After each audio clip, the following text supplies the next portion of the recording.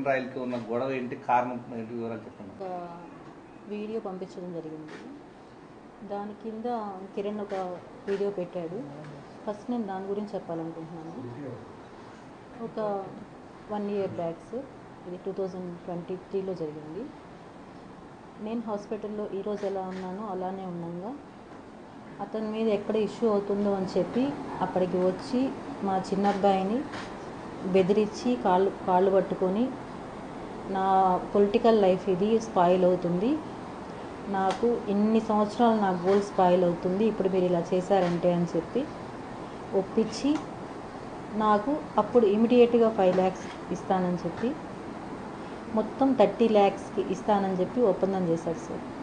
దానికి నేను 1% కూడా ఒప్పుకోలేదు. ఎందుకంటే నేను ఇచ్చిన డబ్బులు 1,20 లక్షలు, అది కాకుండా నా నగలు 25 సవర్లు సార్ మొత్తం. దీనికి నేను ఒప్పుకోలేదు. ఆ రోజు కూడా నా పిల్లలు వద్దమ్మా, ఇప్పటికి పోయిన పరువు చాలు, వద్దు, ఇక్కడికి ఆపేసే అన్నారు. కానీ ఆ తర్వాత కూడా అతను మమ్మల్ని బెదిరించడం కానివ్వండి, ఇవి ఏవీ తగ్గించలేదు. ఈవెన్ నా బిడ్డకి బాగాలేకుండా హాస్పిటల్లో ఉండి సర్జరీ అని కాల్ చేసినప్పుడు కూడా అతను ఎన్ని మాటలు అన్నాడంటే, ఆ వెంకటేశ్వర స్వామి ఉన్నాడు, నువ్వు చేసిన దానికి నీకు తగిన శిక్ష వేశాడు, ఇంతకింతకి నీ బిడ్డలు నువ్వు నాశనం అయిపోతావు అన్నాడు. ప్రతి ఒక్కటి ఇలానే అతను మాట్లాడడం, అతని వ్యవహారం. నాకు అతను ఎలా తెలుసు అంటే, మా అమ్మ వాళ్ళ ఇల్లు ఆంధ్ర బ్యాంక్ కాలనీలో ఉండింది సార్. దాని పక్కన అతను వచ్చి జాయిన్ అయ్యాడు ఇల్లు కట్టుకొని. నాకు అప్పటి నుంచి తెలుసు అతను. 2013 నుంచి తెలుసు. 2013 to 2016 మార్చి వరకు అతనికి నేను ఇచ్చిన డబ్బులు 25 లక్షలు. ఈ 25 లక్షలు నేను ఇచ్చాను అని చెప్పి మా ఆయనకి తెలుసు, మా అత్తమామలకు తెలుసు, అందరికీ తెలిసి గొడవలు అయ్యాయి, చాలా ఇష్యూస్ అయ్యాయి. అయినా అతను ఇస్తానని చెప్పి ఇవ్వకుండా చేసేశాడు. ఆ తర్వాత మా ఆయన ఎప్పుడైతే చనిపోయారో ఆ తర్వాత నేను పిల్లలు తిరుపతికి షిఫ్ట్ అవ్వాల్సి వచ్చింది. ఆ తర్వాత అతను మళ్ళీ కాంటాక్ట్లోకి వచ్చి ఈ అవసరం ఉంది, ఆ అవసరం ఉంది అని చెప్పి అతను అన్నాడు, ఆమెకు అంత డబ్బులు ఎక్కడి నుంచి వచ్చాయి అని. దానికి ప్రతి ఒక్కదానికి నా దగ్గర ప్రూఫ్ ఉంది సార్. ఎందుకంటే 1 ఎకరా భూమిని నేను వెంచర్ వేపించి సేల్ చేయించాను. ఇందులో పిల్లలు నన్ను ఎన్నోసార్లు అబ్జెక్ట్ చేసినా కూడా ఎందుకమ్మా అమ్ముతున్నావు అంటే, ప్రతిదానికి నేను వాళ్ళకి ఏదో కారణాలు చెప్పుకుంటూ అన్నీ అతనికి ఇచ్చాను. అతను మీరు అన్నట్టు ఇంతకుముందు నా వీడియో ఒకటి అతను రివీల్ చేశాడు.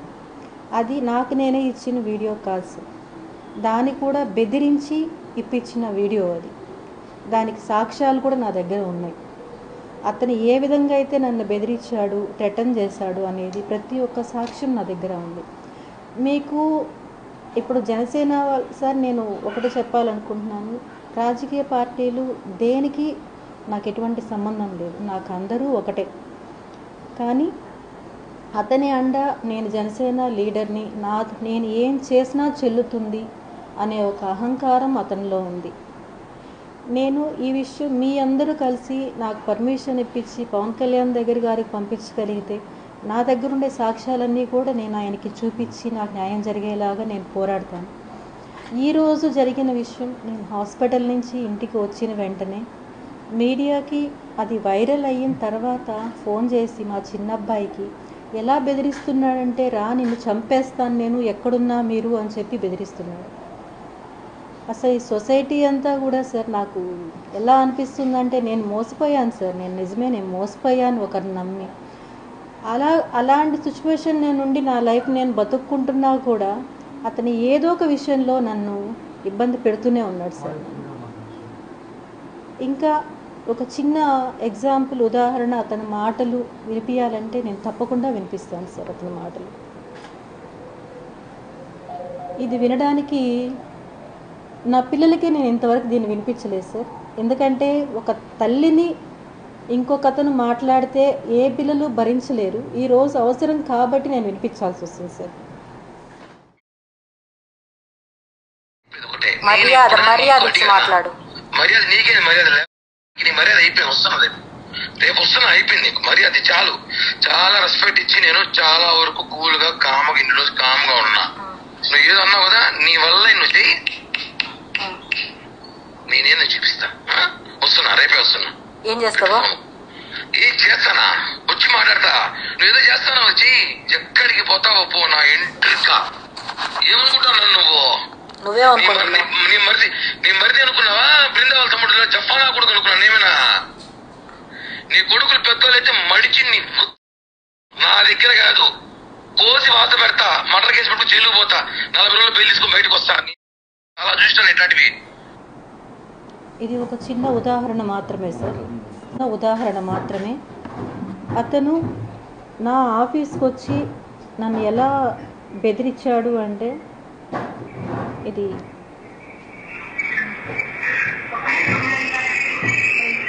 వాయిస్ అతను రావడం, వచ్చి బెదిరించడం,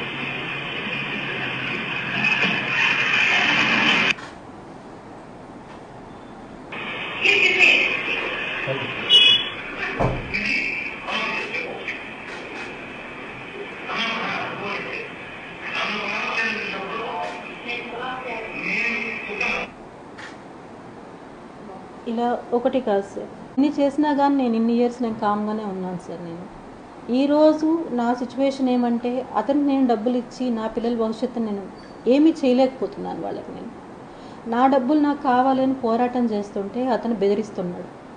దయచేసి అందరూ నాకు సాయం ఉండి నా డబ్బులు నాకు వచ్చేలాగా చేయండి సార్. Thank you.